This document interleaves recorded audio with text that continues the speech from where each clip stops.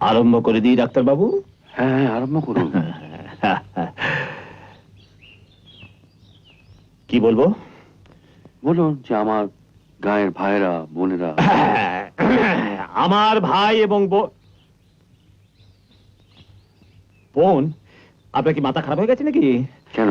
দেখছেন না সামনে আমার বেঁচে থাকো বউ বসে আছে। বোন কি? তাহলে এরকম বলুন, গায়ের সুধী বৃন্দ। কথাটা মানে কি? পরে বলবো, আপনি বলুন এখন। গ্রামে সুদবৃন্দ এবং মোড়ল মশাই, আজকে আমাদের এই হাসপাতাল, এই আনন্দ আশ্রম নতুন করে আবার চালু হলো এবং আপনাদের সেবার জন্য এইবার বেঁচে থাকো ভগবান এই ডাক্তারবাবুকে পাঠিয়েছে।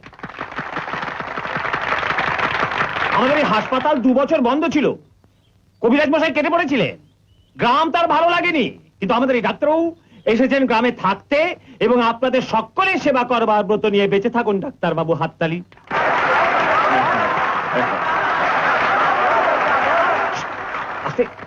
হয়েছে তো?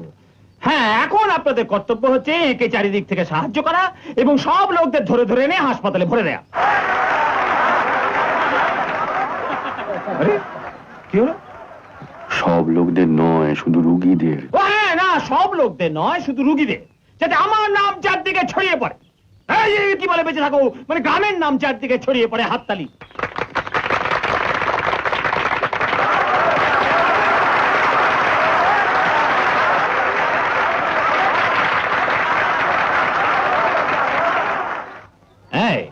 বেঁচে থাকো বৌদিকে ঘরটাগুলো দেখাও। হ্যাঁ চলো ভাই, তোমায় সব দেখিয়ে দিই।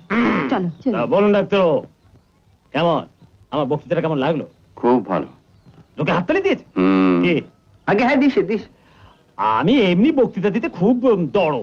ব্যাপারটা কি জানেন, কথা বলতে উঠে কিরকম পা কাঁপতে থাকে। ও প্রথমটা একটু কাঁপে। কাঁপে? কাঁপে তো, সেই জন্যই তো। তাহলে ডাক্তারবাবু বেঁচে থাকো, এই হলো আপনার রুগীদের জন্য আর এই হলো আপনার জন্য। এমনিতে সব জিনিস এখানে আছে, তবু যদি কিছু দরকার হয় তাহলে আমাকে লিখবেন, আমি বেঁচে থাকো শহর থেকে পাঠিয়ে দেবো।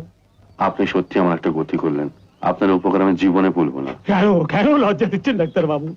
মোড়ল মশাই, আগে এই গ্রামে আমার যতটা খাতি ডাক্তার বাবুর যেন তাই হয়। আগে নিশ্চয় নিশ্চয়। ও গো শুনছো? কি বলো? গাড়ি সময় হয়ে গেছে। তাহলে তো এবার আমাদের যেতে হবে ডাক্তার বাবু। না না, একই কথা, আপনি আজকেই চলে যাবেন? কি করবো বলুন, শহরে ব্যবসাটাও তো দেখতে হবে। কিন্তু কর্তা, গায়ের লোকেরা তো আপনাকে যেতে দেবে না। কেন কেন যেতে হবে না? নতুন হাসপাতাল খুললো, তাই গায়ের লোকেরা একটু নাচ গানের বন্দোবস্ত করেছে, তাই আর কি। এই ব্যাপার। বেঁচে থাকো। আগে ওগো শুনছো, ডাক্তারবাবু বলছেন কাল যেতে। ঠিকই তো বলছেন, কালকে যাবেন। হ্যাঁ আসুন। 1 মিনিট ডাক্তারবাবু, এদিকে আসুন, এদিকে আসুন। বেঁচে থাকো, কে নাচবে? পদ্ম কর্তা।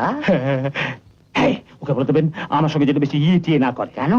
সহধর্মিনীর সঙ্গে আছেন না? বুঝেছি। তবে বলে দেবেন যে পরের বার আমি একা আসবো, আর তখন যেন বেশ ভালো টালো বাসে।